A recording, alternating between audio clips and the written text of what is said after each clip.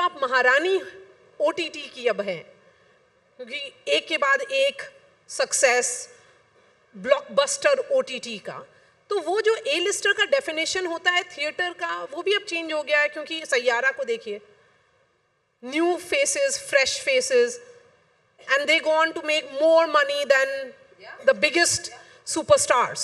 And so happy for both of them, you know. It's so beautiful to see two people in their 20s and like first whatever films and to have that kind of success. It's really, really beautiful. So more power to both of them. And I agree. I think A-lister का definition बदल चुका है. Definitely. आज की date में only content matters and you guys matter. The audience matters. What do you want to see?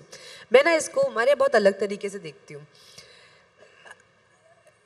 Equal platform अगर आप किसी चीज़ को दो तो लोग डिसाइड कर सकते हैं कि आपको A देखना है या B देखना है. You know, and streamers वो आपको वो डेमोक्रेटिक चॉइस देते हैं. आपने भाई एक सब्सक्रिप्शन लिया, आपके पास कोई फला जो भी ऐप है, किसी को इंडोर्स नहीं करेंगे, उस पर 10 चीज़ें लगी हैं. आप डिसाइड कर सकते हो मुझे क्या चीज़ देखनी है, कितने देर के लिए देखनी है, कब बंद करनी है, कब मैं बोर हो गई, फलाना. But what happen sometimes in when theatrical films come, उसकी हम बात करते हैं, तो बाज़ दफ़ा ऐसा होता है कि कुछ फिल्में लोगों तक पहुंच ही नहीं पाती because they don't get that kind of release और दैट विंडो और that you know those kind of legs.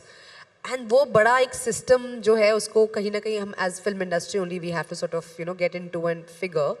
तो but I think you know, OTT is a space where it's actually a far more democratic way of, at least for people to watch the kind of content that they want to watch.